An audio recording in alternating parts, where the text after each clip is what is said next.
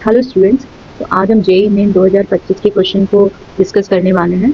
मोल concept chapter physical chemistry का पहला chapter. So first question, 20 ml 2 m NaOH solution added to 400 ml of 0.5 NaOH, the final concentration of solution. तो NaOH को ही NaOH में add किया जा रहा है, मतलब दोनों के मोल्स को ऐड कर देंगे। तो हमारे पास मोलारिटी होती है मोल्स बाय वॉल्यूम, तो मोल्स कितने हो जाएंगे, मोलारिटी इंटू वॉल्यूम, राइट। तो अब हमारे पास दो सॉल्यूशन थे, एक NaOH का फर्स्ट सॉल्यूशन है और एक दूसरे NaOH का भी दूसरा सॉल्यूशन है, और इसको टोटल कर लेंगे तो हमें रिजल्टेंट मिल जाएगा, correct. So now what we can do, molarity into volume, इसकी मोलारिटी 2 दी हुई है तो M1V1, इसको कर देते हैं M2V2 और ये हो जाएगा M3V3 रिजल्टेंट का। चलो अप्लाई कर देते हैं वैल्यू। 20 ml है और 2 मोलारिटी दी हुई है, 400 ml है और 0.5 मोलारिटी दी हुई है, तो फाइनल की निकल आएगी और टोटल वॉल्यूम हो जाएगा इनका सम 20 प्लस 400, तो ये हो जाएगा 420। तो जब तुम इसको कैलकुलेट करोगे तो तुम्हारे M3 की वैल्यू आ जाएगी, दैट इज 57। तो आंसर हो जाएगा 57। अच्छा, इसमें 10 to power -2 ऐड होगा, हाँ 0.57 आंसर है। So your answer is become 57। क्यों, क्योंकि 10 to power -2 ऑलरेडी गिवन है, तो आंसर हमसे 57 मानेंगे। चलो दूसरे क्वेश्चन की तरफ चलते हैं। दूसरा क्वेश्चन है, hydrocarbon X has the molar मास 80, तो 90% carbon has degree of unsaturation. तो इसके लिए क्या करते हैं, पहले इंपेरिकल फॉर्मूला निकालना पड़ेगा। सो हमारे पास कार्बन और हाइड्रोजन दोनों हैं। कार्बन के परसेंटेज मास परसेंटेज 90 है, तो हाइड्रोजन का 10 हो जाएगा। तो मोल परसेंटेज निकाल लेंगे इसके। मोल परसेंटेज 90/12 कर देते हैं और 10/2 कर देते हैं, 10/1 कर देते हैं, हाइड्रोजन का 1 होता है, तो इससे ये 7.5 आ जाएगा, इससे ये 10 आ जाएगा।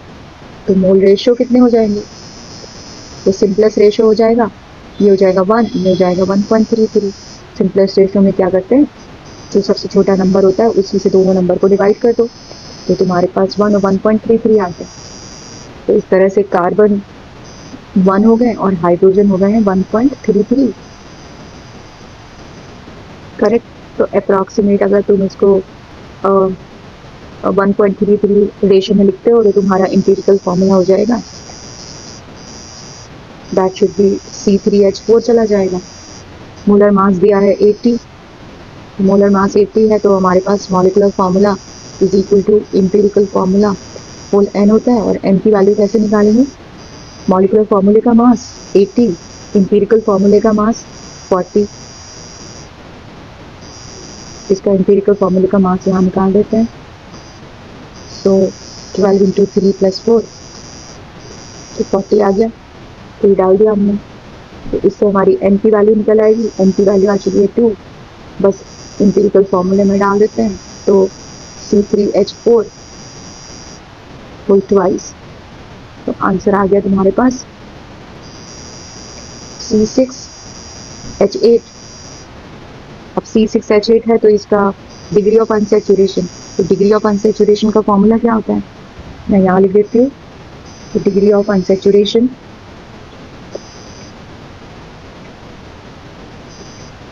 2C + 2 - हाइड्रोजन/2 होता है, तो वैल्यू पुट कर दो। 2 × 6 हो गया, कार्बन 6 है, +2 हाइड्रोजन 8 हो गए / 2, और जब तुम इसको सॉल्व करोगे तो तुम्हारा आंसर आ जाएगा 3। तो इसका आंसर है, आई होप एवरीबडी गॉट इट। तो जनरल पहले इंपेरिकल निकालो, फिर मॉलिकुलर, और फिर डिग्री ऑफ अनसैचुरेशन निकाल दो इस फॉर्मूले से। अरे चलो नेक्स्ट क्वेश्चन पर। तो नेक्स्ट क्वेश्चन अपने को बोल रहा है, एलिमेंट कंपोजिशन, कार्बन इतने percent, hydrogen and oxygen, molar mass 132 दिया है। अच्छा, सेम कॉन्सेप्ट पर हो गया, तो वही पहले फॉर्मूला डाल देते हैं कि that is carbon, hydrogen and oxygen के मास रेशो दिए हुए हैं 54.2, इसका दिया है 9.2, इसका दिया है 36.6, तो ये मास परसेंटेज थे। अब इसके मोल्स निकाल लेते हैं, तो मोल्स में तुम्हें क्या करना होगा, डिवाइड करना होगा उसके मोलर मास से। 9.2/1, 36.6/16, इससे ऑलमोस्ट आंसर आ जा रहे हैं 4.5, 9.2 और आ गया 2.28। तो जब तुम इनका सिंपल रेशियो निकालोगे तो सबसे छोटे नंबर से सबको डिवाइड कर दो। तो यहाँ सबसे छोटा नंबर कौन सा है, दैट इज 2.28 है, तो इससे सबको डिवाइड कर देते हैं। तो जब सबको डिवाइड कर देंगे तो हमारा वैल्यू हो जाएगा सिंपल रेशियो में 2, 4 और 1। तो इस तरह से तुम्हारा एम्पिरिकल फॉर्मूला हो गया, ये आ गया C2H4। अब मोलर मास कितना दिया है 132, ये देखो 132 दिया है, तो वही ऊपर वाला फॉर्मूला यूज कर लेते पिछले क्वेश्चन वाला, सेम कॉन्सेप्ट ही है। Molecular formula mass divide by the empirical formula mass, तो 132 एम्पिरिकल फॉर्मूले का मास देख लेते हैं, 12 × 2 + 4 + 16, तो आंसर कितना आ गया 44। आंसर आ गया 44। चलो डिवाइड कर देते हैं, तो n की वैल्यू तुम्हारे को मिल चुकी है 3। तो इससे हमारा मॉलिकुलर फॉर्मूला हो जाएगा, molecular formula is equal to empirical formula whole n। तो एम्पिरिकल फॉर्मूला हमारे पास आ गया था C2H4O, 3 से मल्टीप्लाई कर दो तो C6H12O3, दैट्स आंसर। तो C6H12O3 ये आंसर होगा। चलिए नेक्स्ट क्वेश्चन की तरफ चलते हैं। नेक्स्ट क्वेश्चन बोल रहा है 2.8 × 10⁻³ moles of CO2 is left after removing 10⁻21 molecules from its X milligram sample. The mass of CO2 taken initially. ठीक है, तो इनिशियली कितना लिया है उसकी बात करना है। तो पहले क्या करते हैं, इस जो ये मॉलिक्यूल्स दिए हैं इनको मोल्स में कन्वर्ट कर लेते हैं, उससे आसान हो जाएगा। तो मोल रिमूव्ड, मोल का फॉर्मूला होता है number of particle divide by the Avogadro number. तो हम लिख लेंगे 10⁻21 डिवाइड बाय 6.02 10⁻23 एवोगैड्रो नंबर। इससे आंसर हमारे आ जाएंगे दैट इज 1.66 10⁻³ इतने मोल्स आ गए जो लेफ्ट आउट हो चुके हैं। सो मोल्स लेफ्ट कितने थे हमारे पास 2.8 10⁻³ और इतने निकाले जा चुके थे। टोटल मोल्स कितने हो जाएंगे, टोटल मोल्स निकाल लेते हैं। Total moles 1.66 10⁻³ plus 2.8 10⁻³। Total count कर लिया तो हमारे पास आंसर आ गया दैट इज अराउंड 4.46 10⁻³ ये मोल्स आ गए। Now they are asking that is mass of CO2 taken initially. तो ये तो इनिशियल मोल्स आ गए, तो मास निकालने के लिए moles equal to the given mass divide by the molar mass, बस इसका आंसर आ गया W is equal to mole कितने हैं 4.46 10⁻³ मोलर मास दिया CO2 का 44, आंसर इज 196.24 मिलीग्राम। ये आंसर होगा हमारे पास। I hope everybody got it. इस तरह के और डिटेल और वीडियो के लिए सब्सक्राइब करो कैमटैट को और गौरव लॉयल को। तो दोनों चैनल पे तुम्हें बराबर इन्फॉर्मेशन मिल जाएगी। केमिस्ट्री से रिलेटेड और भी चीज़ें जाननी हो तो कैमटैट पे जाओ, अपने रिक्वेस्ट में डालो मैसेज में, तो वहाँ पे वीडियो मिलेगा टॉपिक बेस पे। चलो अगले क्वेश्चन की तरफ चलते हैं। अब अगला क्वेश्चन है कि 0.01 mole organic compound contain 10% hydrogen on complete combustion 0.9 gram of H2O molar mass. ठीक है, कंबशन करा रहे हैं मतलब बर्निंग कर रहे हैं। तो तुम्हारे पास ऑर्गेनिक कंपाउंड कोई भी हो, उसको तुमने कंबशन करा दिया, बर्न कर दिया, तो यहाँ पे H2O मिल गया कितना 0.9 ग्राम। इसके मोल्स हो जाएंगे, मोल्स होता है given mass divide by the molar मास, तो 0.9 बाय 18, तो मोल्स कितने आ गए 0.059। तो अब क्या पूछा उन्होंने कि द कंप्लीट कंबशन प्रोड्यूस इतना मोलर मास ऑफ X पूछा है। तो हाइड्रोजन के मोल्स कितने आ जाएंगे, हाइड्रोजन हमारे पास H2O में 2H है, तो इसके एक मोल में 2 मोल हैं, तो हाइड्रोजन हो जाएगा हमारे पास 2 × 0.05। तो 1 मोल में 2 मोल, तो 0.05 में 2 × 0.4, तो ये आ गया हमारे पास दैट इज 0.1 मोल। तो हाइड्रोजन का मास आ चुका है that is 0.1 gram. 1 mole compound 0.01 mole of organic compound दिया हुआ है। सो टोटल ऑर्गेनिक कंपाउंड का मोल्स आ जाएंगे 0.1 डिवाइड बाय द 0.01 कंपाउंड में, तो ये आ गया हमारे पास 10 ग्राम। तो 10 ग्राम हाइड्रोजन, अब परसेंट निकाल देते हैं, परसेंट ऑफ हाइड्रोजन तो 10 gram divide by the total molar mass into 100 और वेट परसेंटेज ऑलरेडी हमारे पास 10 ही पहुंच रहा है तो मोलर मास आ जाएगा दैट इज 100। तो इस तरह के आंसर हो गया हमारे पास 100। नेक्स्ट पे चलते हैं। 81 gram of aluminium is allowed to react with this much of oxygen the mass of aluminium oxide produce. तो इसके लिए तुम्हें एक बैलेंस इक्वेशन लिखनी होगी कि aluminium is reacting with oxygen will give you the Al2O3। Balance कर देते हैं 4 थ्राइस एंड ट्वाइस। अब 81 ग्राम एल्यूमिनियम है और 128 ग्राम ऑक्सीजन है तो लिमिटिंग रिएजेंट वाला क्वेश्चन हो गया ये। तो पहले तो मोल्स निकाल लेते हैं। 81 डिवाइड बाय 27 तो इससे आगे 3 moles of aluminium given mass divide by the molar मास किया है। ऑक्सीजन के मोल्स आ जाएंगे 128 डिवाइड बाय दैट इज 32 तो हमारे पास आ गए 4 मोल। तो मोल निकाल लिया given mass divide by the molar मास करके। अब लिमिटिंग रिएजेंट देखो 4 के कंपैरिजन में 3 चाहिए अपने को तो यहाँ पे 3 के कंपैरिजन में 4 दिया है ये ज्यादा दिया है तो लिमिटिंग रिएजेंट कौन सा होगा एल्यूमिनियम। जो पहले खत्म होता है वो लिमिटिंग रिएजेंट होता है। Limiting reagent decide the quantity of product तो 4 मोल के अगेंस्ट में 2 चल रहा है ना। 4 mole of aluminium is providing 2 mole of aluminium oxide. तो हमारे पास 3 एल्यूमिनियम आ गए 3 उसमें x चलेगा तो x का आंसर आ जाएगा दैट इज 3/6/4 मतलब 3/2 आ गया 3/2 मोल आ गया। तो अब क्वेश्चन में ग्राम में पूछा है मास में तो एल्यूमिनियम ऑक्साइड का मास होता है Al2O3 का मास 27 + 27 + 48 तो ये टोटल हो गया हमारे पास 102। तो बस मोल्स आ गए तो मोल्स का फॉर्मूला होता है that given mass divide by the molar mass. Mole है 1.5 मीन्स 3/2 मास निकालना है मोलर मास दिया है 102 तो मल्टीप्लाई करने पे हमारा आंसर आ जा रहा है 153। इससे आंसर आ जा रहा है 153 ग्राम। तो ये होगा क्वेश्चन नंबर 6। तो नेक्स्ट क्वेश्चन पे चलते हैं। 6 gram benzoic acid on reaction with bicarbonates release CO2 that occupy 11.2 litre volume at STP। तो कितना x होगा ठीक है। तो बेंजोइक एसिड होती है हमारे पास ये this is the benzoic acid reaction with sodium bicarbonates इससे बन जाएगा सोडियम बेंजोएट रिलीज हो जाएगा CO2 एंड H2।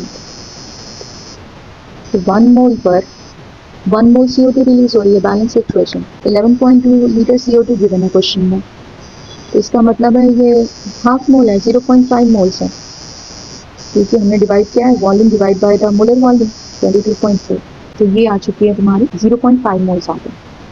तो 0.5 मोल्स अगर इसके हुए हैं तो इसके भी 0.5 मोल होंगे 3:1 का रेशियो है ना। तो मास कितना हो जाएगा इसको हम given mass divide by the molar मास कर देते हैं तो 0.5 बेंजोइक एसिड का मास होता है 122 इसका आंसर आ जाएगा 61 ग्राम। चलो नेक्स्ट क्वेश्चन देखते हैं। डेंसिटी 3 मोलारिटी 1.25 ग्राम पर ml दी हुई है मोलारिटी ऑफ द सॉल्यूशन निकालना है। तो हमारे पास डायरेक्ट फॉर्मूला ही है इसके लिए मोलारिटी इज इक्वल टू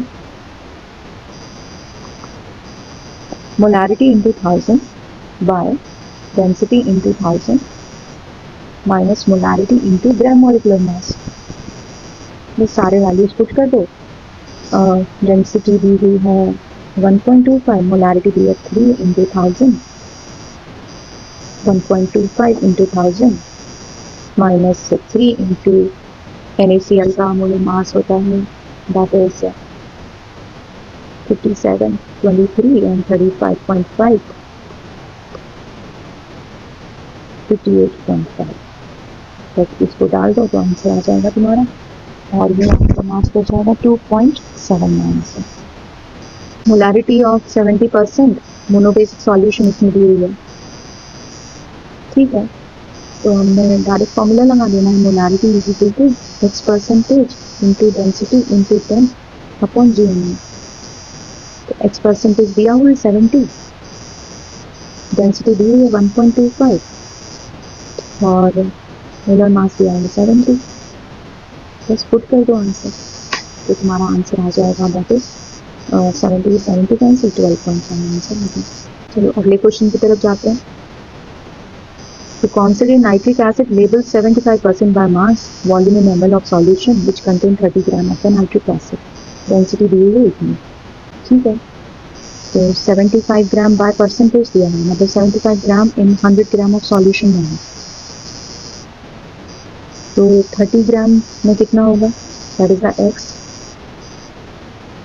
तो हमारे पास आ जाएगा x is equal to, criss cross method करोगे तो x की वैल्यू हो गई हमारे पास 100 into 30 by 70।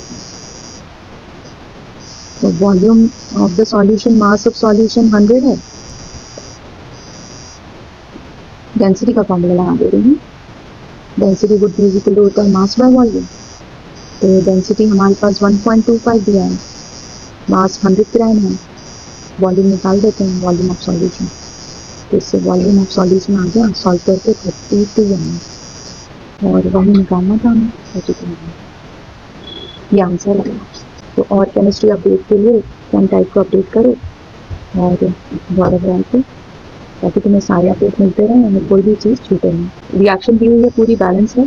x gram iron is produce this much of kg of CO brought together in the furnace, value of x निकालना है, ठीक है।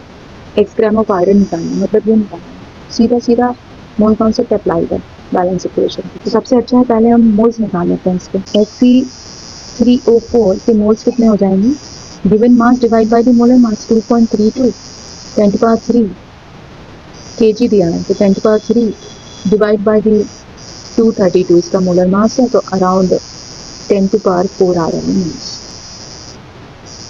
अब आते हैं CO के मोल्स निकाल लेते हैं। CO के कितने ग्राम दिए हैं, 2.8 10 to power 2 into 10 to power 3 divide by the 28, तो टोटल आंसर आ जा रहा है around 10 to power 4 moles per से। तो दोनों के इक्वल मोल्स दिए हैं, 1:1 का मोल्स दिया है, जबकि यहाँ पे ये 1 के अगेंस्ट में ये 4 चल रहे हैं, मतलब लिमिटिंग रिएजेंट हो गया है CO carbon monoxide. CO is the limiting reagent, तो limiting reagent decide the quantity of product. तो अब 4 मोल के अगेंस्ट में 3 मोल ऑफ आयरन है, ओके। अब x kg की बात कर रहे हैं, तो हम ऐसा करते हैं मोल्स की जगह kg में कर लेते हैं। अच्छा चलो कोई बात नहीं, 4 कर लेते हैं। 4 मोल ऑफ CO में हमें 3 मोल ऑफ आयरन मिल रहा है, तो 10 to power 4 पे कितना मिलेगा, x मिलेगा।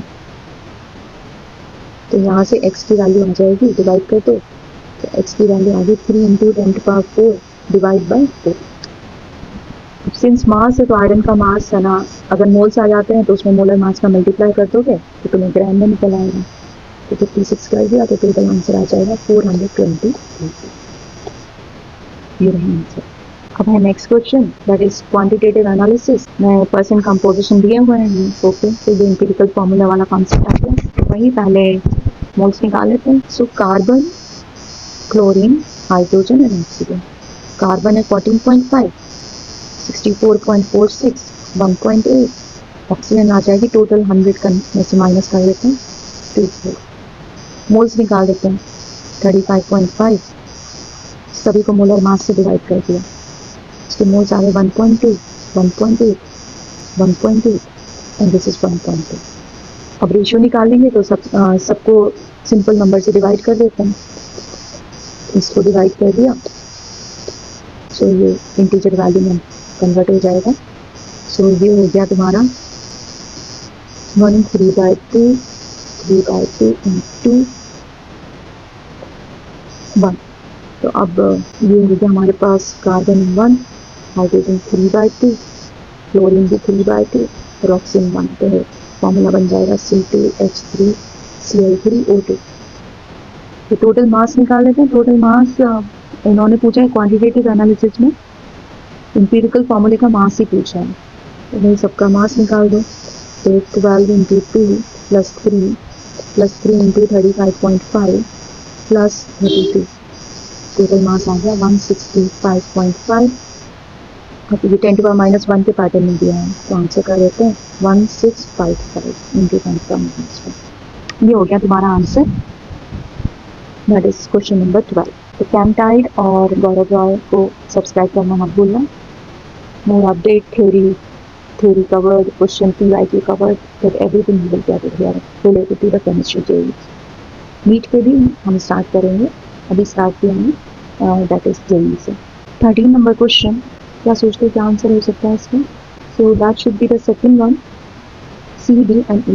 Volume is the amount of the space occupied by the substance. Temperature below 0 degree Celsius possible in Celsius scale. Yes, this is right. Weight तो mg होता है ना, और फोर्स और ग्रेविटी mg लगाती है, वेट लगाती है, तो ये वाला गलत, ये भी गलत, आंसर हो जाएगा। We have done with the January 2025 के क्वेश्चंस। जनवरी क्वेश्चन करने के बाद अब हम वापस आ रहे हैं अप्रैल पर। यहाँ पर पहला क्वेश्चन दिया हुआ है, amount of calcium oxide produce on heating 150 kg of limestone. तो लाइमस्टोन तो कैल्शियम कार्बोनेट है, हमें पता है, एंड हीटिंग पर कैल्शियम ऑक्साइड और CO2 देता है, रिएक्शन भी बैलेंस है। सो सिंस वो ग्राम में ही बात कर रहे हैं तो हम भी यहाँ पे ग्राम लिखते हैं। 100 ग्राम कैल्शियम कार्बोनेट का मोलर मास होता है। और कैल्शियम ऑक्साइड का देख लेते हैं, कैल्शियम 40 है, ये 60 है, तो हो गया 56। ठीक है, 56 ग्राम कैल्शियम ऑक्साइड हो गया। सो कैल्शियम ऑक्साइड का पूछा है तो x हो गया, दिस इज 150 kg दिया है, सो 10 to power 3 डिवाइड कर दो और तो तुम्हारा x में आंसर आ जाएगा।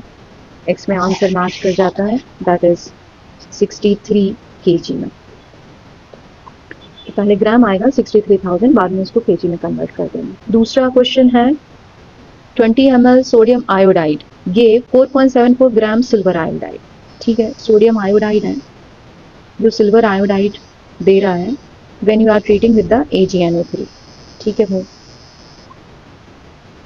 The molarity of the sodium iodide would be, इसकी मोलारिटी निकालना है, 20 ml दिया हुआ है और ये 4.74 ग्राम दिया हुआ है। सो मोलारिटी निकालनी है। दो तरह से निकाल सकते हैं, इक्विवेलेंट कॉन्सेप्ट से भी या मोल कॉन्सेप्ट से। तो रिएक्शन अभी बैलेंस दिख रही है, दैट इज NaNO3।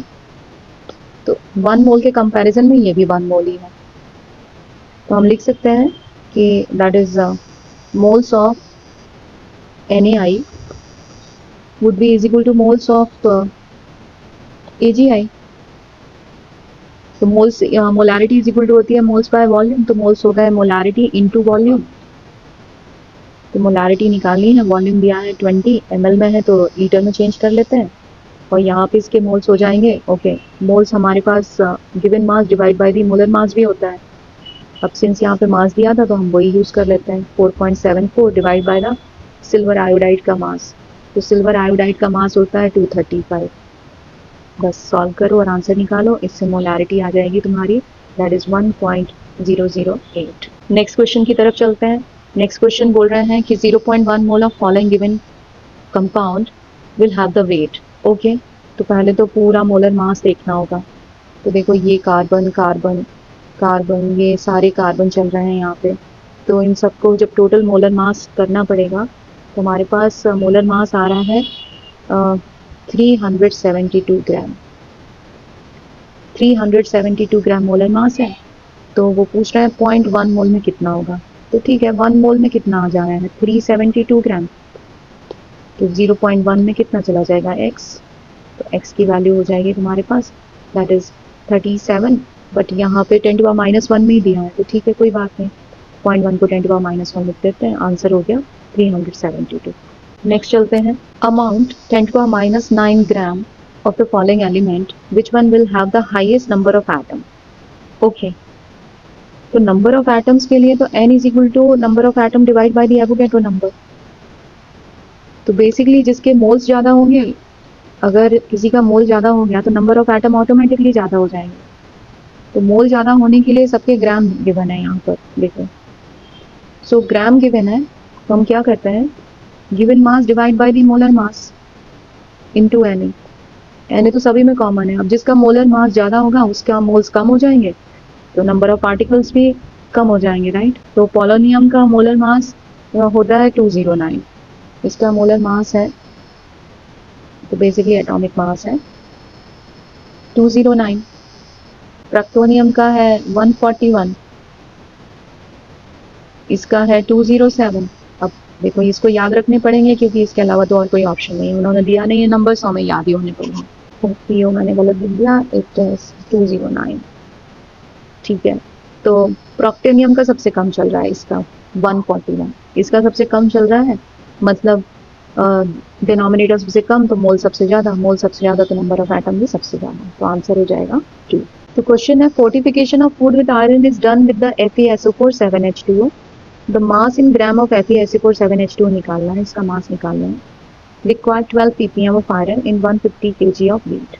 ठीक है, तो तुम्हारे पास 150 kg और 12 ppm है, तो ppm का मतलब होता है 10⁻6 पार्ट में, तो 10⁻6 पार्ट में कितना है 12 है, तो 150 इंटू 10⁻3 में कितना हो जाएगा x हो जाएगा। तो x की वैल्यू तुम्हारे पास आ जाएगी 12 इंटू 150 इंटू 10⁻3 डिवाइड बाई 10⁻6। तो इससे हमारा वैल्यू आ चुका है 1.8 ग्राम, ये आयरन आ गए हैं। अब लेकिन हमें निकालना है FeSO4 का मास, तो FeSO4 का मास जितने इसके मोल्स आ जाएंगे आयरन के, उतने ही मोल्स उसके भी हो जाएंगे। तो moles of iron given mass divide by the molar मास, और जितने मोल्स आयरन के उतने ही मोल्स FeSO4 के हो जाएंगे। तो FeSO4.7H2O का गिवन मास हमें नहीं पता, लेट्स से W, और मोलर मास हम डाल देते हैं 56 plus 32 plus 64 plus 7 times of 18। तो ये दोनों इक्वेशन आपस में बराबर हैं क्योंकि दोनों के मोल्स कैसे हैं, सेम ही है। तो जब इन दोनों इक्वेशन को तुम बराबर करोगे तो W इज इक्वल टू हमारे पास आंसर आ रहा है 8.935 ग्राम। क्वेश्चन है calcium carbonate react with twice of HCl will give you this. 250 ml पे इतने 1000 ग्राम ऑफ कैल्शियम कार्बोनेट करता है। तो मोलैरिटी दी हुई है, तो molarity moles is equal to होता है molarity into volume of HCl।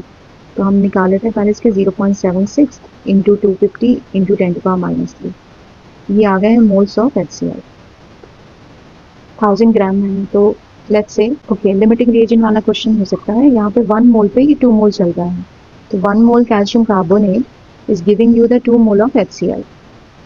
तो यहाँ पे 1000 ग्राम ऑफ कैल्शियम कार्बोनेट है, मतलब 1000 divide by the 100 given mass divide by the molar mass of moles of calcium carbonate will give you the x mole of HCl। अगर तुम लगाओगे इसमें method तो तुम्हारे पास आंसर आ जाएगा, दैट इज दोनों जीरो कैंसिल होगा, x इज इक्वल टू 20 आ गया, 20 मोल HCl। बट ये 0.6 इसको अगर कैलकुलेट कर रहे हो तो 0.19 आ रहे हैं, विच इज लेस, मतलब यही लिमिटिंग रिएजेंट हो गया। तो limiting reagent will decide the quantity of product. ठीक है, तो 2 मोल्स पे 1 मोल चल रहा है ये कैल्शियम क्लोराइड, तो हम डाल देंगे 2 पे HCl पर 1 मोल कैल्शियम क्लोराइड है। सो मास ऑफ कैल्शियम क्लोराइड निकालना है, तो कैल्शियम क्लोराइड का मास होता है 111, तो ये हो गया 2 इंटू 35.5 ग्राम पर, या फिर 2 मोल से कर देते हैं, 2 मोल्स पर ये चल रहा है 111 ग्राम कैल्शियम क्लोराइड। तो 0.19 मोल पर कितना चलेगा, x चलेगा। डिवाइड करोगे तो x की वैल्यू आ जाएगी, x डैश कर देती हूँ, x डैश की वैल्यू आ जाएगी तुम्हारे पास 10.545 ग्राम। तो लिमिटिंग रिएजेंट निकाला पहले, लिमिटिंग रिएजेंट के बाद फिर हमने अप्लाई कर दिया। ये कुछ ऑर्गेनिक केमिस्ट्री का क्वेश्चन लग रहा है, तो इसको हम बाद में डिस्कस कर लेंगे जब ऑर्गेनिक केमिस्ट्री आएगी। अभी चलते हैं नेक्स्ट क्वेश्चन पे। Mass of magnesium is required to produce 220 ml of hydrogen STP with excess of HCl। अच्छा, तो Mg प्लस HCl एक्सेस में चली गई है, तो MgCl2 ट्वाइस। तो मोल कॉन्सेप्ट लगा देते हैं, 1 मोल पे कितना चल रहा है, ये भी 1 मोल चल रहा है। ठीक है, तो इसका 24 ग्राम होते हैं और हाइड्रोजन के 22.4 लीटर होते हैं। तो ये 220 ml दिया है, तो 10⁻³ लीटर पर इसके x ग्राम हो जाएंगे, डिवाइड कर दो तो x वैल्यू तुम्हारे पास आ जाएगी 235.7, दैट शुड बी, ये मिलीग्राम में आया है, so 0.7 to 236 milligram. Next question है, the organic compound weight 500 milligram reduce 2 milligram of CO2 on complete combustion, the percentage of the composition of carbon। ठीक है, तो ऑर्गेनिक कंपाउंड है, जब तुमने इसको बर्न कर दिया तो मिल गया है CO2 और H2O। अब मोल्स ऑफ CO2 कितने आ गए हैं, given mass divide by the molar मास, 220 10⁻³ मिली था divide by the 44, so you will get it 5 into 10⁻³ तो तुम्हारे पास 5 इंटू 10⁻³ आ गए हैं, बी ज़्यादा CO2 के, CO2 के जितने मोल्स होते हैं उतने ही कार्बन के मोल्स होते हैं, क्योंकि रिएक्शन में ये भी 1 मोल है तो ये भी 1 मोल है, तो जो CO2 के मोल्स होंगे वही कार्बन के भी मोल्स होंगे, तो ये बेसिकली मोल्स ऑफ कार्बन भी आ गए। तो कार्बन का मास कितना हो जाएगा, that is moles into molar mass, 5 into 10⁻³ into 12, और अगर उसमें परसेंटेज भी निकालना है तो हम और पूरा सैंपल डिवाइड कर देते हैं 500 इंटू 10⁻³ इंटू 100, तो ये इसको कैलकुलेट करने पे तुम्हारा आंसर आ जाएगा 12. The butane react with the oxygen to produce carbon dioxide and water according to this equation. And if the 174 kg of butane is mixed with the 120 kg of oxygen, so volume of the water निकालना है. ठीक है, limiting reagent वाला question हो सकता है, तो पहले लिमिटिंग रिएजेंट चेक कर लेते हैं. So 1 mole butane is using the 13/2 mole of oxygen. तो इसको भी है ना मोल्स में ही चेंज कर लेते हैं. पहले ब्यूटेन का मोलर मास है C4H10, तो 12 48 प्लस 10, तो कितना आंसर आ गया 58. तो 58 किया मतलब ये हो गए हैं तुम्हारे लगभग 3 इंटू 10 टू पावर 3 kg दिया था, तो इंटू 10 टू पावर 3.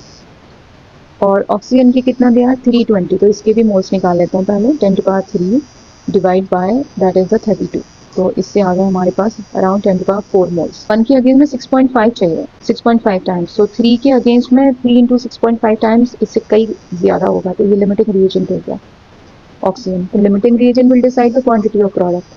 तो अब देखो 3/2 पे 5 मोल चल रहा है, तो 13/2 मोल्स ऑफ ऑक्सीजन पर 5 लीटर H2O चल रही है. अच्छा, जो मोल्स होते हैं उनको लीटर में भी ले सकते हैं. चलो तो अपन पहले मोल्स में ही ले लेते हैं.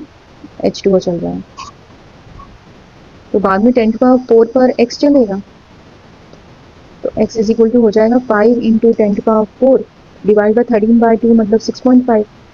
ये मोल्स आ गए. इसमें 22.4 का मल्टीप्लाई कर दोगे तो लीटर में निकल आएगा आंसर. तो आंसर हमारा आ जाएगा when you are calculating this, तो you will get the 138.46 litre.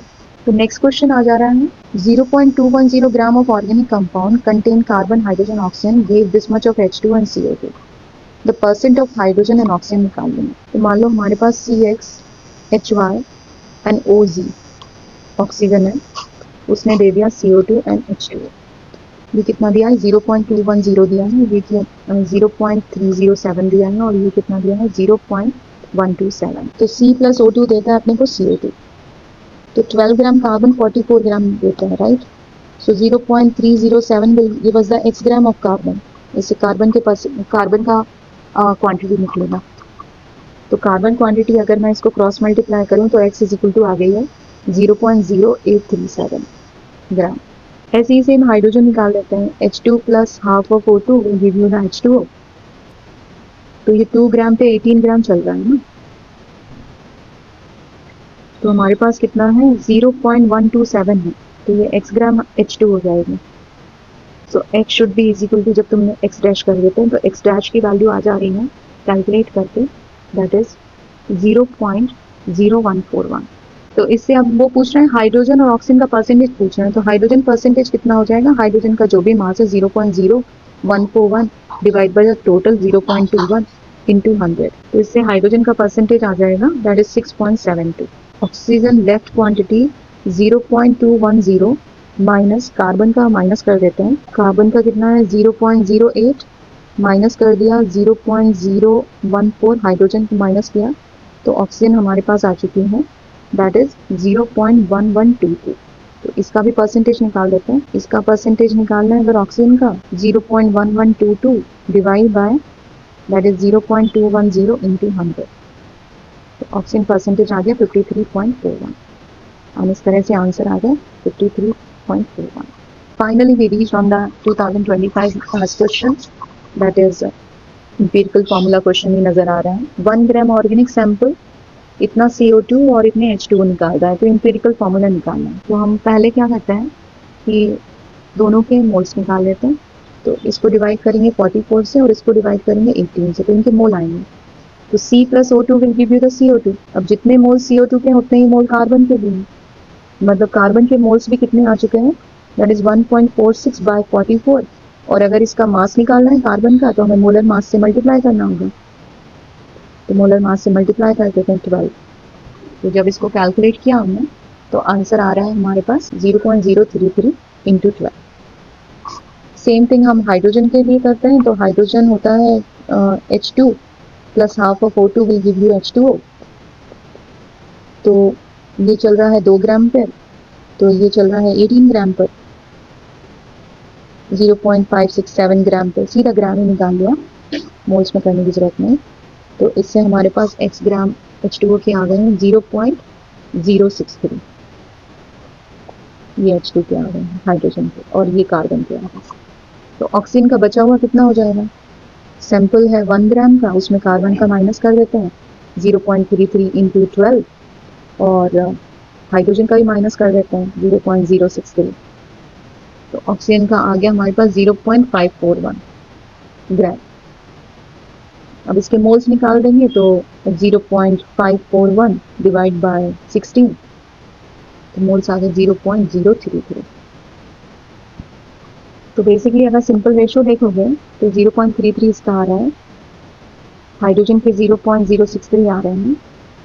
अगर सिंपल रेशियो में जाएंगे तो हमारे पास 1 और कार्बन का भी उतना ही चल रहा है, तो कार्बन 1 आ गया, हाइड्रोजन 2 आ गया, और ऑक्सीजन भी 1 आ गया। तो ये हो गया है एम्पिरिकल फार्मूला। तो इसका मोलर मास 12 प्लस 2 प्लस 16 कर देंगे तो आंसर आ गया 30। For more information subscribe counted and got it by. Thank you very much.